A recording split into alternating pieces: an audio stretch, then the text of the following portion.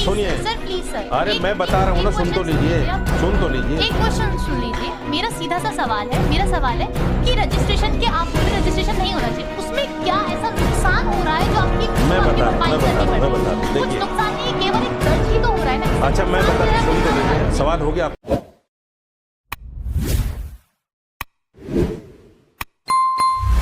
सुनिए, मैं बहुत देर से आप लोगों को सुन रही हूँ। मेरा सवाल ये है कि एक बार तो पहले जो क्वेश्चन हो रहा है उसका मुतमईन तरीके से आंसर मिल जाए। हम लोग भी यहाँ पर बैठे हैं, रजिस्ट्रेशन किस लिए ज़रूरी है? रजिस्ट्रेशन तो ऑटोमेटिकली होता ही है ना, जब सिग्नेचर करते हैं और लड़की से पहले पूछा जाता है, वहाँ पर पूरा सिग्नेचर होता है, तो इसमें रजिस्ट्रेशन की बात ही कहाँ रह गई? वो तो ऑलरेडी हमारे उसमें रहा ना, जब हमें निकाहनामा मिलेगा।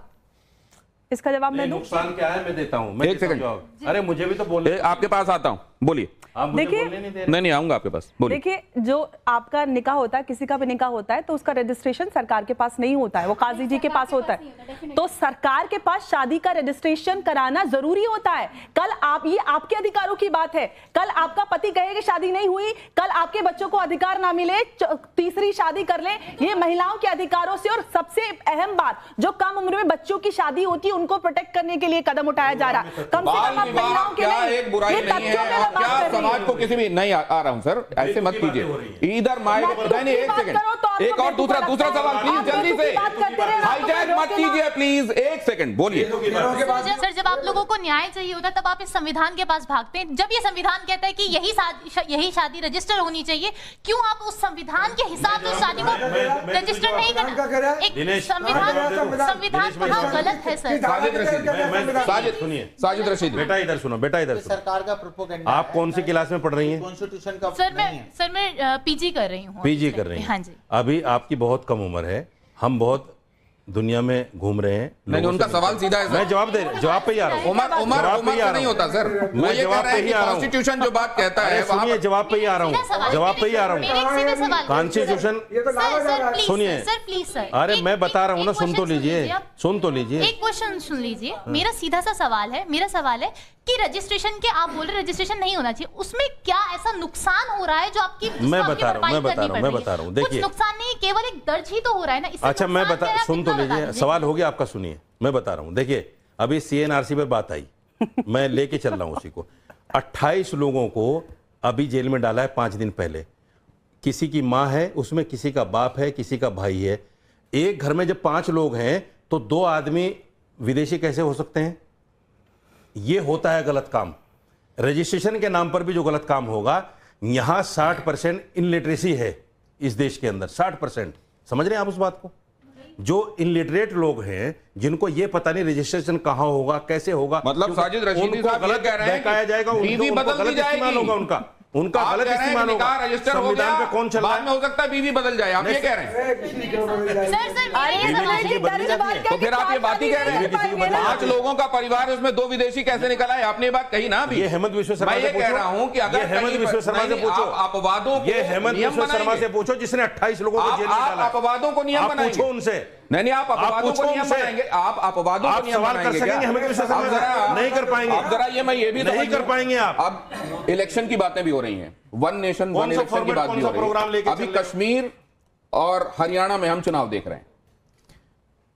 ख्वाजा आसिफ हैं पाकिस्तान के मंत्री, वो कह रहे हैं कि नेशनल कॉन्फ्रेंस और कांग्रेस का जो एजेंडा है 370 को लेकर, वही बात तो हम भी कहते हैं। इसको आप कैसे देखते हैं?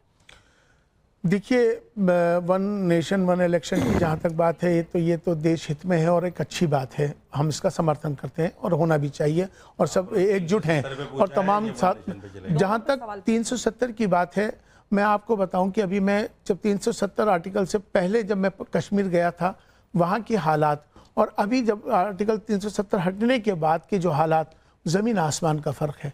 आज जो वहाँ तरक्की मिली, वहाँ के जो लोग हैं, जो वहाँ के लोगों ने मुझे जो बताया, वहाँ के लोगों ने जो खुशहाली बताई, वहाँ कारोबार लोगों के बढ़ गए, वहाँ लोगों के कारोबार बढ़ गए, टूरिज्म बढ़ गया, वहाँ के इतना अच्छा डेवलपमेंट हो गया। तो लोग वहां के खुश हैं। आपके देखिए आपके बोलने से नहीं होने नहीं, मैं ये जानना चाह रहा हूं सर, हमारा वहां की आवाम सर, आप मुझसे मुखातिब रहिए।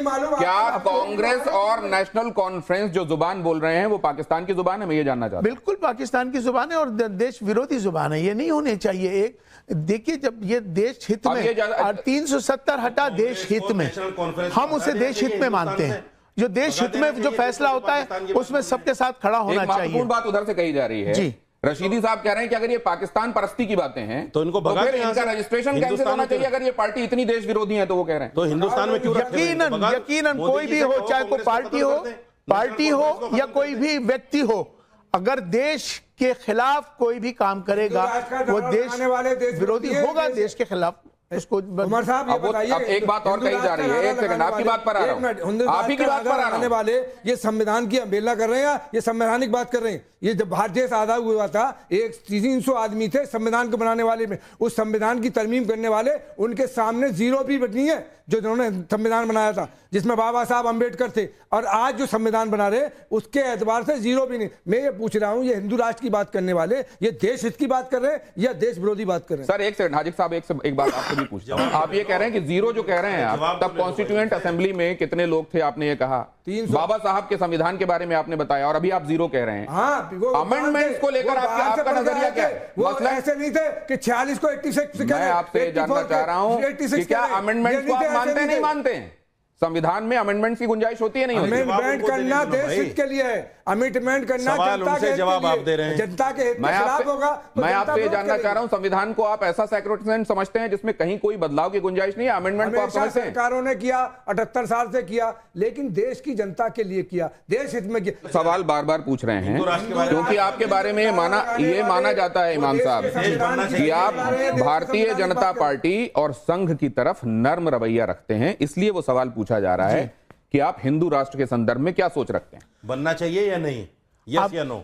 देखिए अभी बनना चाहिए या नहीं? अब देखिए बात हिंदू राष्ट्र क्या है पहले तो आप वो बता दीजिए। यस या नो बताइए। मैं आपसे पूछ रहा हूँ। यस या नो? नहीं, आप क्या समझते हैं? इसमें क्या लिखा हुआ है? मैं भी जानता हूं। नहीं, सुन उसमें क्या लिखा हुआ है? तफसील में मत जाओ। आप कौन सा यस या नो? नहीं, बनना चाहिए या नहीं? आप हिंदू राष्ट्र बनना चाहिए या नहीं? वो भी आपके काउंटर क्वेश्चन कर रहे हैं, उसका भी जवाब मेरा दीजिए। जवाब आपसे कि आप हिंदू राष्ट्र को क्या समझते हो हैं? जाए, आप हिंदू राष्ट्र को क्या समझते हैं? क्या हिंदू राष्ट्र क्या है? पहले हाना का जवाब दे दीजिए फिर समझ लेंगे। नहीं, पहले हिंदू राष्ट्र है क्या आपकी निगाह में? आप बता दीजिए ना, आपकी निगाह में क्या है? सर ये क्या बनना चाहिए या नहीं? ये क्या है? आपकी निगाह में क्या है हिंदू आप राष्ट्र? मुझे बता ये क्या है सर? अरे इसको मत समझाओ मुझे। नहीं, उनके बगल में रखा हुआ है। क्या आपका अकीदा है इस पर? आपने कहा आपका अकीदा है इस पर?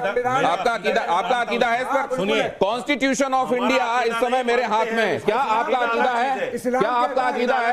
रंगरेज साहब, आपका अकीदा है इस पर? अकीदा है ना? तो फिर ये सवाल क्यों है? फिर ये अगर ये हमारे लिए सुप्रीम बुक है तो क्या इस पर हमको भरोसा रखना चाहिए? पूरा रखना चाहिए। तो फिर हिंदू राष्ट्र के संदर्भ में इस सवाल को आप कैसे लेते हैं? खिलाफ जो बात करने वाले हिंदू राष्ट्र को लेकर इस संविधान की किताब की रोशनी में ये बात कैसे कही जाती है? एक सेकंड, आपके पास आऊंगा तो अपनी बात कहिएगा। एक सेकंड रुकिए, बताइए। आपका अकीदा है इस पर? मेरी तरफ देखिए और बताइए। पूरा अकीदा है मेरा इस पर और भारत के हर व्यक्ति का अकीदा है इस पर। अकीदा है क्या आपका इसके ऊपर? पूरा अकीदा है, पूरे भारत के हर व्यक्ति का। ये कॉन्स्टिट्यूशन है भारत का, कुरान पे है, अल्लाह के रसूल हमारा भारत का कॉन्स्टिट्यूशन। अकीदा और किसी चीज पे नहीं हो सकता। अकीदा हमारा अकीदा क्या है? मजहब हमारा इस पर हर भारतीय कॉन्स्टिट्यूशन से जुड़ा हुआ है। देखिए दिनेश जी, ये अहम पॉइंट्स पे, अहम मुद्दों पे बात करने के बजाय देखिए शोर मचा रहे हैं। इस तरह से कोई बात नहीं कर सकता। देखिए कितने बढ़िया से डिबेट होने दे रहे हैं, आप सब देख रहे हैं। अकीदा का मायना क्या है? अकीदा के लफ्ज़ कितने बढ़िया से डिबेट होने दे रहे हैं, कितने बढ़िया सवालों के जवाब लेने दे रहे हैं। हाजिक साहब भी उसमें पूरा कोऑपरेट कर रहे हैं और देखिए कितने बढ़िया। और कौन से मदरसे से मौलवी हैं आप बता दीजिए। ये लगातार ये कोशिश की जा रही है कि आप बोले नहीं सर।